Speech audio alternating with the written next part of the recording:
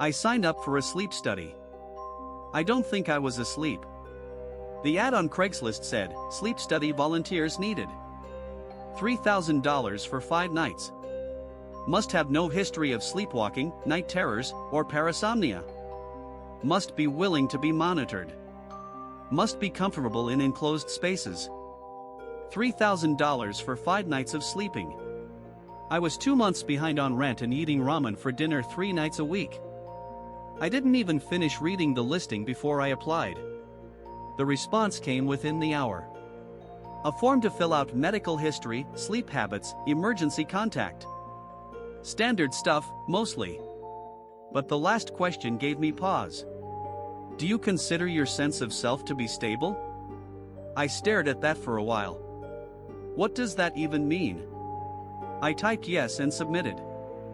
The facility was in an industrial park outside Raleigh, the kind of place where every building looks like it could be a server farm or a front for something illegal. Building 11, Suite C.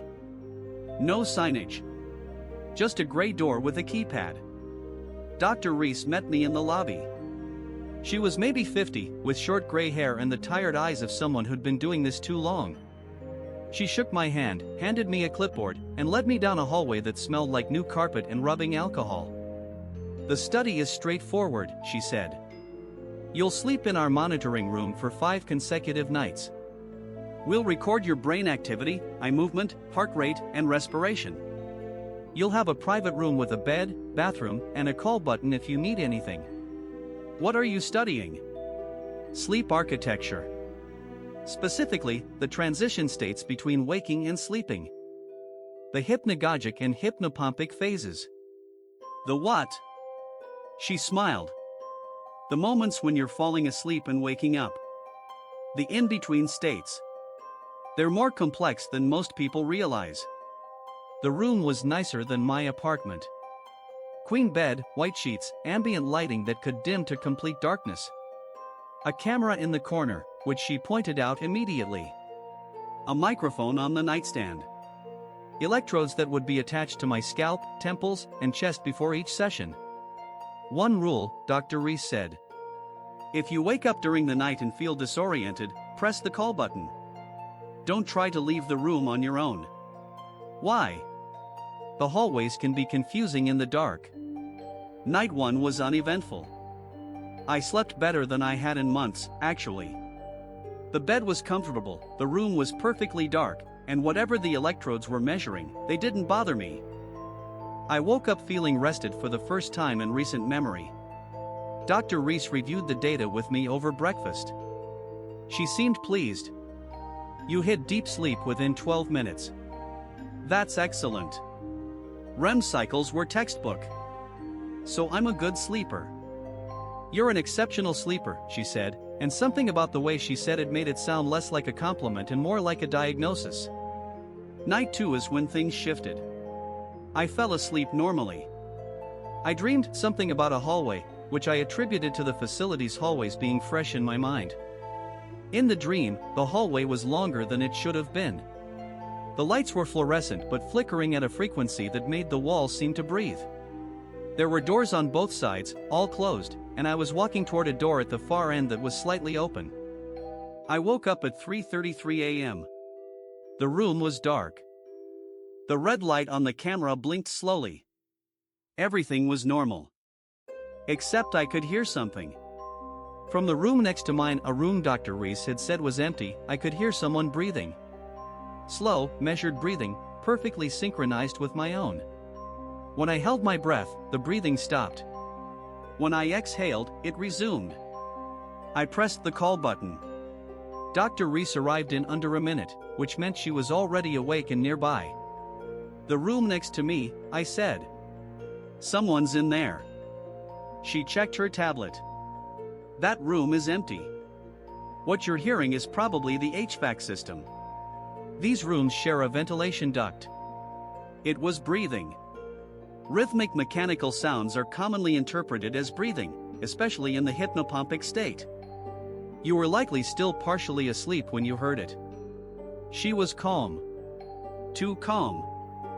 The kind of calm that comes from having given this exact explanation before. I went back to sleep. In the morning, I asked if I could see the room next door. Dr. Reese said it was being used for equipment storage and wasn't accessible. Night 3. Same dream. Same hallway. But this time, I reached the door at the end. I pushed it open and found myself in a room identical to the one I was sleeping in, same bed, same white sheets, same camera in the corner. Someone was lying in the bed. I walked closer.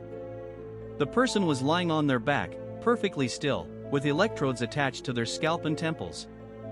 Their eyes were closed. Their breathing was slow and measured. I leaned over to see their face. It was mine. I woke up screaming. Sat up so fast the electrode wires pulled taut against the monitoring box. The room was dark. The camera blinked. I was alone. My heart rate was 142. I could see the number on the monitoring display across the room, glowing red in the darkness. I pressed the call button. This time, Dr. Reese took 4 minutes. "Bad dream," she said, after I described it. Autoscopic phenomena, seeing yourself from outside your body, is a well-documented feature of hypnopompic hallucinations. It's actually a good sign. How is seeing my own body in a bed a good sign? It means your brain is actively exploring the boundary between self and environment during transitional states. That's exactly what we're studying. What are you actually studying, Dr. Reese? She paused. Looked at her tablet. Looked at me. Sleep architecture, she said. I told you. Night 4.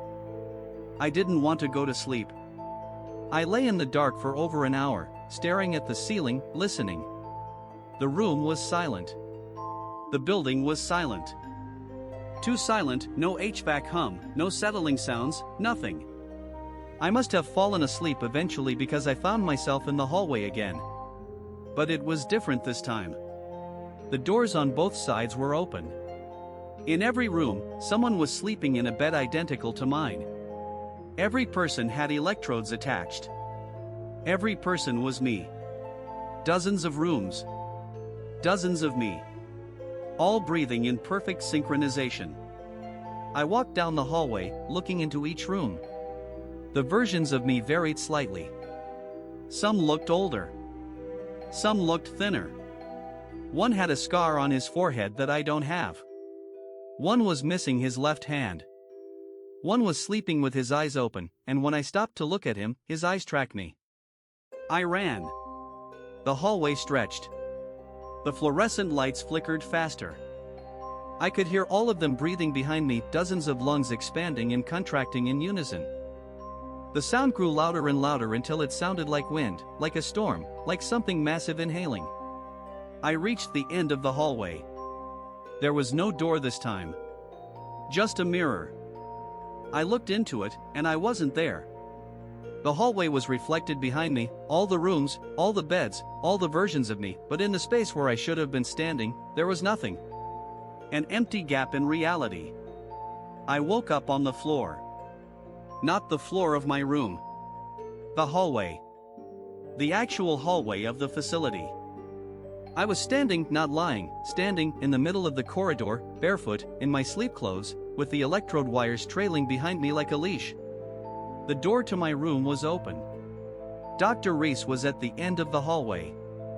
She wasn't alone. 2 people I'd never seen before were with her, a man in a lab coat and a woman holding a tablet. They were all staring at me. How did I get out here?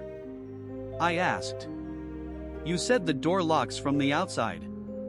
It does, Dr. Reese said. Then how? Please go back to your room. Not until you tell me what's going on. Dr. Reese glanced at the man in the lab coat. He gave a small nod. The study isn't about sleep architecture, she said. It's about what happens to consciousness during transitional states. Where it goes. What it does when it's not anchored to waking perception. What does that mean? It means that when you're in the hypnagogic state, the threshold between waking and sleeping, your consciousness doesn't stay in your body. It moves. It explores. And for some subjects, rare subjects, it can interact with physical space in ways we don't fully understand. You're saying I sleepwalked through a locked door. I'm saying the door was still locked when we found you out here. It's still locked now. I looked back. She was right. My door was closed. The keypad light was red. Locked. This is the last night, she said. One more, and we have enough data. The payment will be $5,000, not $3,000. We increased it after your results from night 2. I should have left. I know that. But $5,000 is $5,000, and there was something else, something I'm ashamed to admit. I wanted to go back to the hallway. Night 5. I fell asleep fast. Faster than I ever have. Like falling backward off a cliff. The hallway was there. The doors were open. The versions of me were in their beds. But this time, they were all awake. Every single one of them was sitting up, looking at me. Dozens of my own face, in various states of age and damage, all watching me walk down the hallway. The one with the scar spoke first. You're the one they're monitoring. Who are you? I asked. We're you. We're all you. From the other transitional states. From the places consciousness goes when it unhooks. That doesn't make sense. The one missing his left hand laughed. None of this makes sense. But here we are. They don't tell you the real purpose of the study, said the one with open eyes.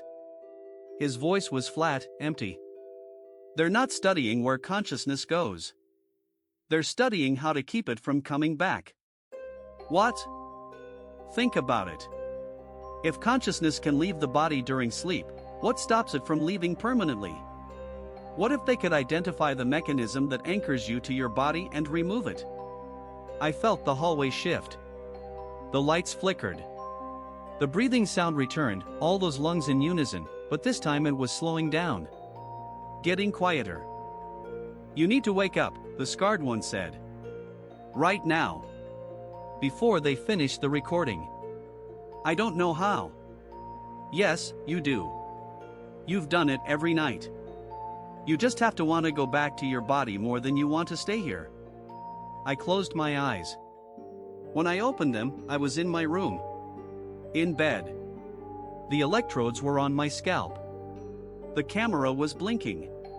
But the monitoring display was off. The room was silent. I ripped the electrodes off and pressed the call button. Nothing happened. I pressed it again. Nothing. I tried the door. Locked. I banged on it. Dr. Reese. Let me out. Silence. I banged harder. Tried the call button again. Tried my phone, no signal. I was alone in a locked room in an industrial park in the middle of the night, and no one was coming. After 20 minutes, the door clicked open on its own. The hallway was empty. Every door was open. Every room was empty, no beds, no equipment, no monitoring displays. Just bare rooms with white walls. Dr. Reese's office was empty. The lobby was empty. The parking lot was empty except for my car. I drove home at 4 a.m. I didn't stop. I didn't look back. The next morning, I checked my bank account. $5,000 had been deposited from Transitional Research LLC. I Googled the company. No results. The address of the facility pulled up a leasing company that said Suite C had been vacant for 6 months. I went to bed that night in my own apartment, in my own bed, and stared at the ceiling. I could feel the hallway. Not see it, feel it. Like a door in the back of my mind, slightly ajar, with a draft coming through. I closed my eyes. For just a second, I heard breathing. Synchronized with mine. I opened my eyes. I've been sleeping with the lights on ever since. But every morning, I wake up with the lights off.